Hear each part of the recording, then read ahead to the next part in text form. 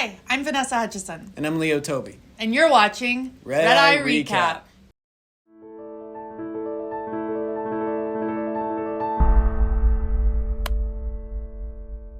Our spring break is April 1st through 5th, and we don't have school the following Monday. Kyle Rittenhouse is speaking at WKU on March 27th. Try not to shoot anyone on the way, Kyle. JCPS is voting on a plan to make everything less equitable this Tuesday, which would cut transportation for all magnet and traditional schools. Nothing else is interesting, and it's all kind of sad, really.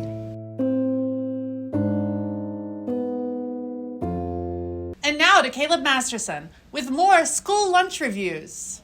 Welcome back to Manual RedEye's Food Review. I talked to Manual students about what they thought about their lunch and how school lunch should improve. Let's see what they had to say. I feel like the school lunch at Manual is pretty spotty. Sometimes it's good, sometimes it's bad. My favorite items are probably the wings and the mac and cheese. Why? Because they're like real food, you know? They have substance in them. My opinion on Manual school lunch, I would say like it's okay. It's not the best, it's not the worst. I think it really depends on who cooks that day. Like I feel like it kind of changes. Like someday I'm like, oh, it's okay, and the other days I'm like, In general, it has its ups and downs. Like there are some things that are better than others, you know. The hamburger, cheeseburger, I guess, and fries, they're pretty good, you know, average. I think for the main part, Manual school lunch is mid. Sometimes it's just like gross, like it looks unappetizing, but sometimes it's really good. This is a good lunch today. That's all for now. Now back to the studio.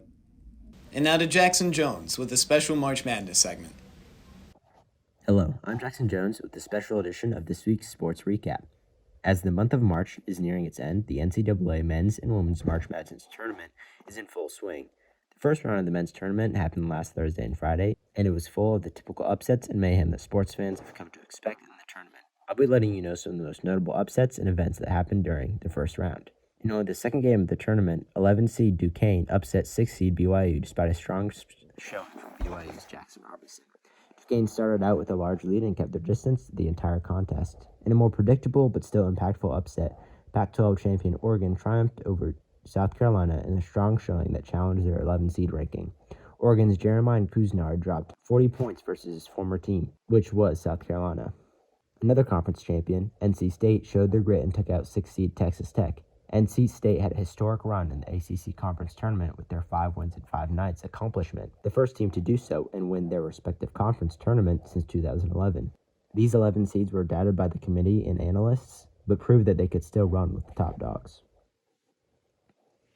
Then the first true shock of March Madness happened Thursday night with a high-scoring battle between Oakland and Kentucky. John Calipari and the Kentucky Wildcats had cemented themselves as blue bloods in the tournament and were among many people's favorites to win the whole thing. Yet they fell short once again with the loss to the Golden Grizzlies, resulting in a disappointing end to the Cats' season. The star of the game was Oakland's Jack Golke, a fifth-year senior who tied the second most three-pointers made in a single NCAA tournament ever. Golke's historic night featured made shot after shot after shot.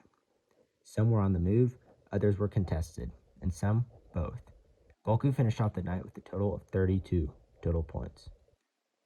Northwestern FAU had a tale of two halves. The first was dominated by defense and missed shots, resulting in a low-scoring game going into half. Coming into the second quarter, however, both teams started to develop some rhythm and their offenses began to pick up steam. FAU had a 2-point lead coming into the last minute of the game when Northwestern's Brooke Barnheiser completed a game-tying layup with under 30 seconds left on the clock, sending the game into overtime and resulting in a Northwestern victory. While not a traditional upset but more of a gritty comeback, Dayton overcame a 17-point deficit and vanquished Nevada in a game that went down to the wire. Coming out of the half, Nevada seemed to be pulling away from the Flyers, yet Dayton went on a 17-0 run and completed an impressive comeback. Two of the closest games of the tournament happened Friday afternoon between Yale versus Auburn and Colorado versus Florida.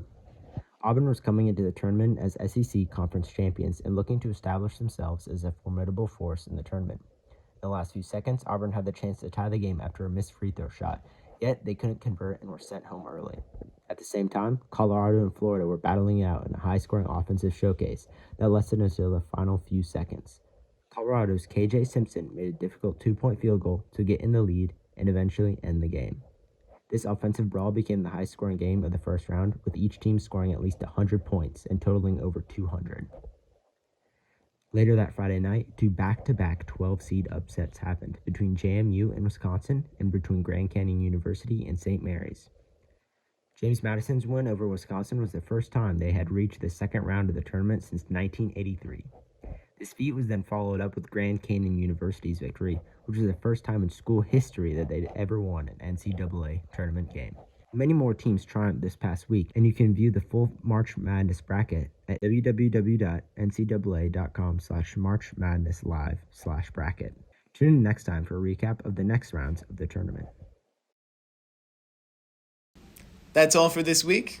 We will see you soon after the thing. That's all for this week. We will see you all the Friday after spring break. L'chaim.